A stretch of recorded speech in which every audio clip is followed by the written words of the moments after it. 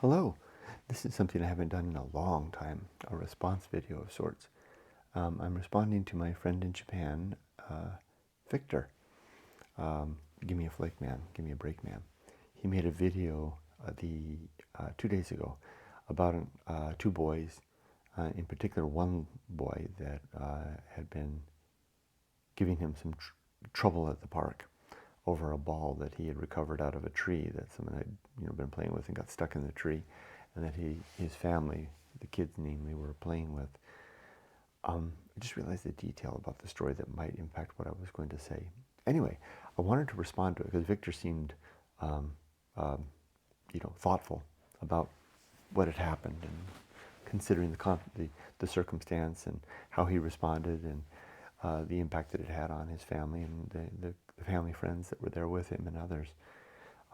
I thought it was a very interesting and thoughtful video, thought-provoking video, contemplative video in terms of making one wonder.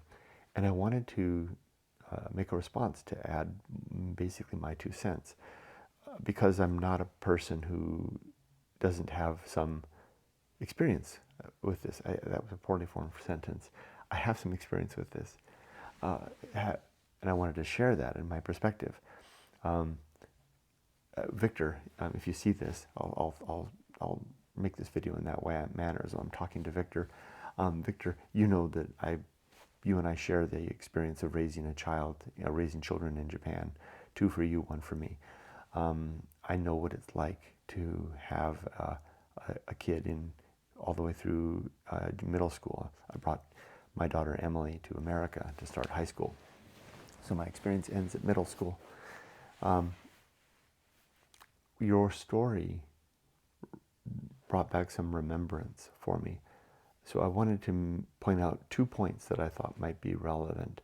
And I think you nailed it. I think you identified both of these points as well.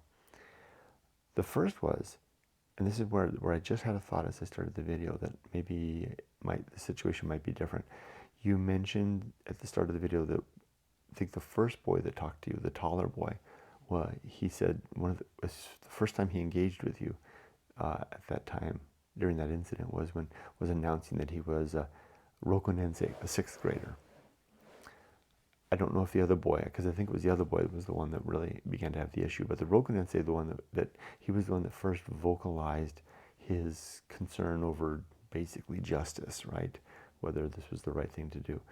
And you know this as probably as well as me, if not better, given that your activities as a teacher and a parent.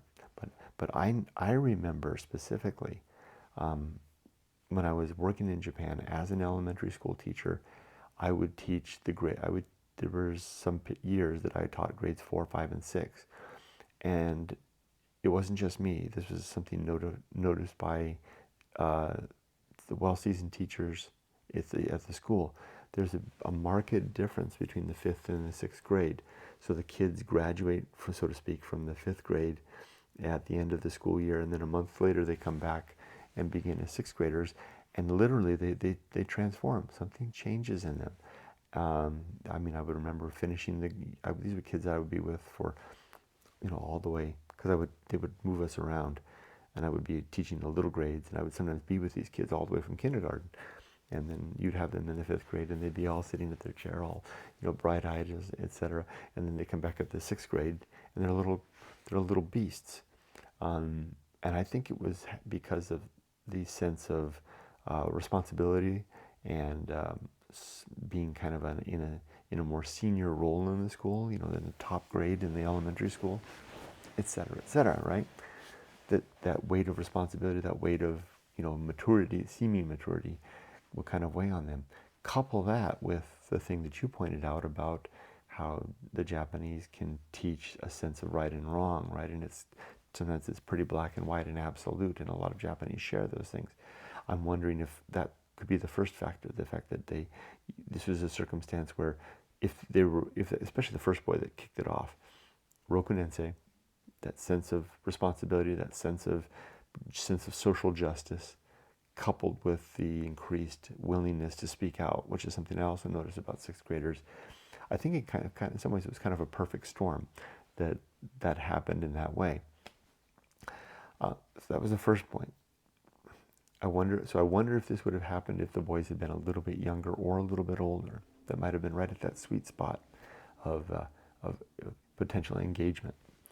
The second thing I wanted to point out, and this is the part that relates to my own experience as a foreigner raising a child in Japan, was you commented about how, and I relate completely, how you kind of stand out. You're known at the school, because you mentioned that these kids go to the same school your son goes to, that you're known at the school as your son's foreign dad, right?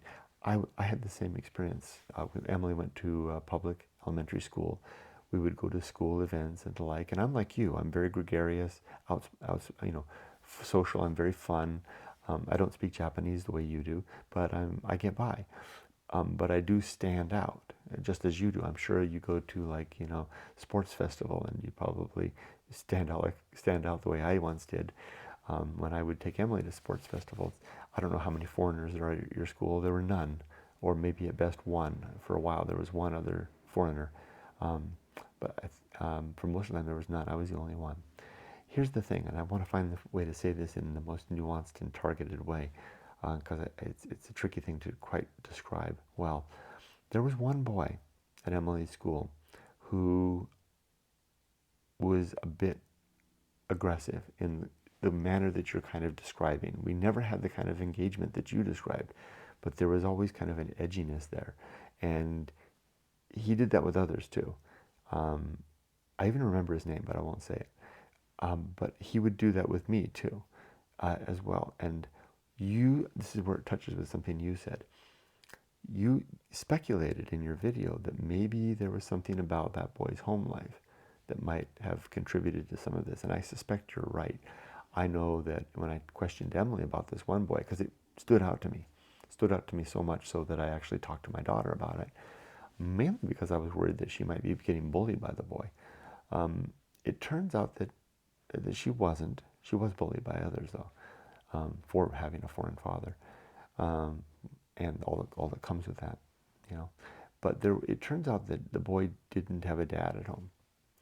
And what I'm wondering is if might have been some element of that, or maybe it's not that, but something else, some sort of an instability, something of a challenging circumstance in the home life. And that there was a point where you even mentioned that the other father commented that the thing that really pissed the little boy off was that he felt like you were ignoring him. That really stood out to me. I wonder if he was doing this by way of engagement, to keep and to hold your attention. You were giving him, if you think about what you were doing the exact opposite of ignoring him. You were engaging with him in a very serious thing. The very thing that you think you were wondering if you should have not have done, I think was the thing that he may be of an age, like you said, talked about the age of reason, the age to appreciate an adult male figure. And I'm saying that in particular because I'm expecting, may not be the case. Maybe it's a stereotypical idea in my mind that maybe it's a father figure at home that he's lacking, an adult male figure. Treating him with, what's the right way to, treating him seriously, taking him, the very thing that you were doing, and you mentioned a couple of times, you're treating him like a human being with the capacity to reason. Maybe he doesn't know how to engage with that, and was actually, in some curious way, really appreciating and enjoying that. And the only way he knew how to keep it going was to keep up the fight. So much so that he played his card. He showed his hands when you began to disengage, and he felt like he was being ignored. Again, I think this might have been a perfect storm of circumstance of both the timing with the age, being Rokunensei, 6th graders, and all that comes with that. And it may have been a circumstance where the home life may have been lacking in some way. And you are a warm, gregarious, funny, engaging human being to both adults and children. And he might have latched onto that. And although it was an unhealthy vehicle of engagement through argumentation, That was the only way he could keep that going. I wonder what might have happened if the engagement had begun in some different way, if the ball had been kicked over to them accidentally and somehow they had been invited into the game. I know I'm just speculating out loud. If the engagement had been something that had been were reinforced through positive means, I'm not saying that you did anything wrong, Victor. I don't think you did. I think you were smart probably in the end to finally just disengage, right? But in terms of responding and trying to reason with him, I think that's admirable, and I think he actually appreciated that. But I think that he was more wanting for your attention than anything else, and the whole thing was kicked off by the fact that sixth graders are difficult by nature and by the timing of life. Anyway, your circumstance is very interesting. It brought back some memories to me. I hope that my response here might be maybe a little helpful to you in considering a perspective of another dad who raised his kid in Japan. Take care, and have a great day.